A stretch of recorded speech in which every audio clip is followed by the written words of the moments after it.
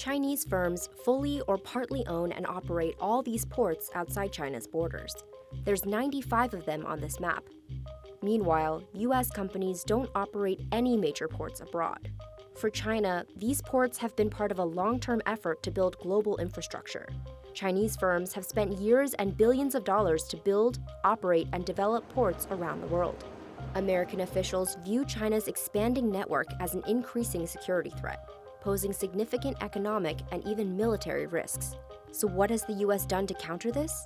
Block China from making more deals to keep ports in so-called friendly hands. But the US has had mixed success. In the past decade, China has spent $1 trillion on its Belt and Road Initiative, a global infrastructure project designed to boost China's economy and political clout through government-backed investments in dozens of countries. The scale of China's trading enterprise is really staggering. Isaac Cardin is a senior fellow at the Carnegie Endowment studying China's maritime affairs. He and a colleague spent years building a dataset of all Chinese-owned and operated ports around the world. It currently includes 95 ports across dozens of countries. The strategic motivations for China, I think, are fundamentally defensive.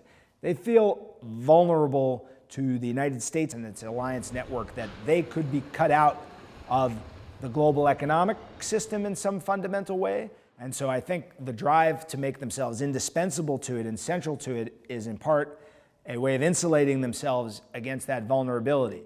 Ports are considered national security infrastructure by the US government because they're central to the flow of essential goods like steel and food.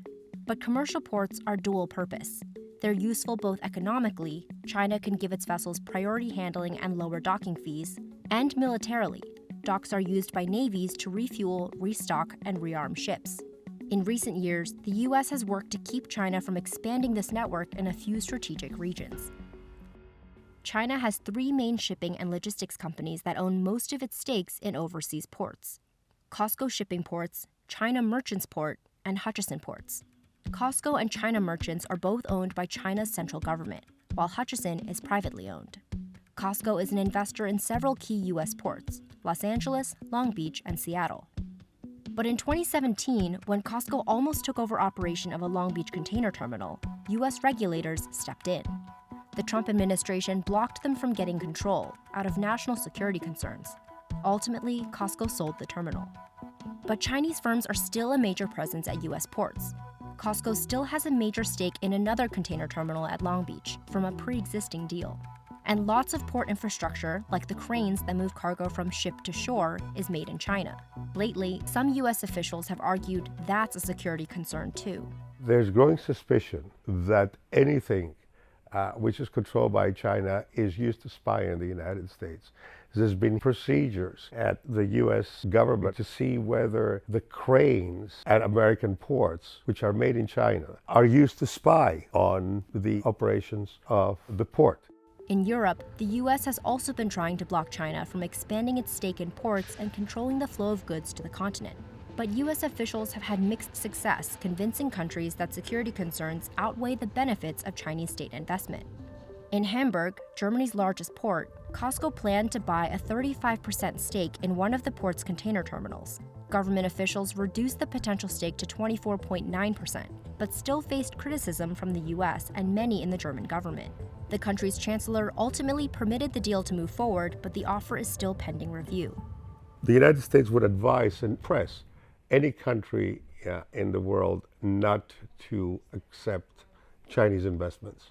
It's a big dilemma for countries because the Chinese have the cash to invest, which means this creates a lot of jobs, and it also improves the output of those countries.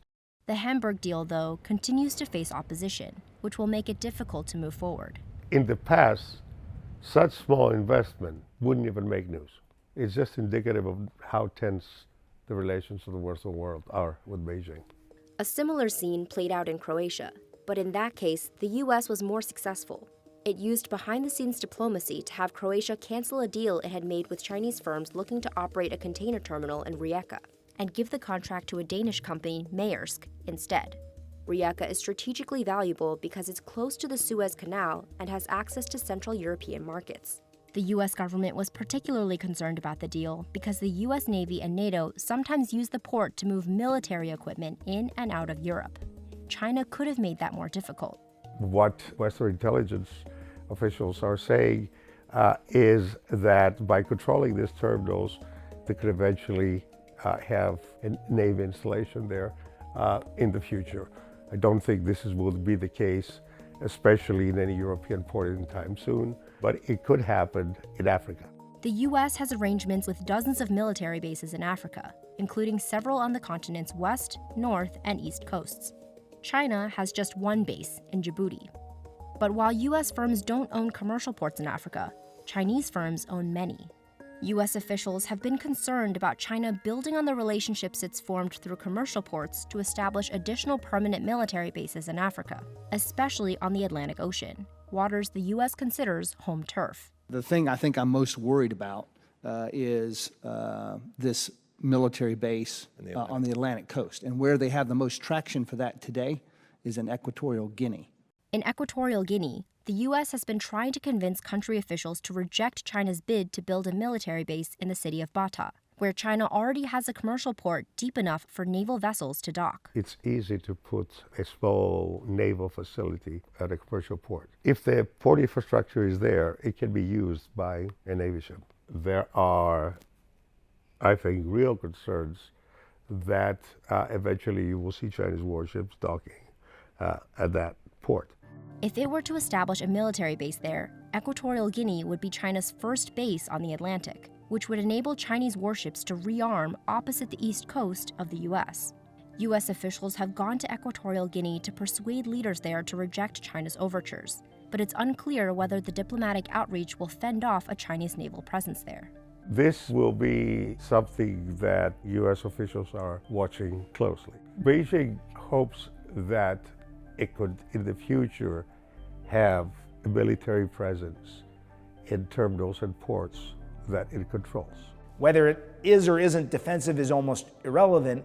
It has security consequences. We need to be attuned to those. We need to focus on what we're trying to accomplish, and maybe that means we do need to counter China at various turns, but that competition is not going to be one for one. You get a port, we get a port. It's more like, what can we do to secure our own maritime trade and transport? Because ultimately that's what they're doing. It just has negative externalities for our own ability to feel secure in maritime trade.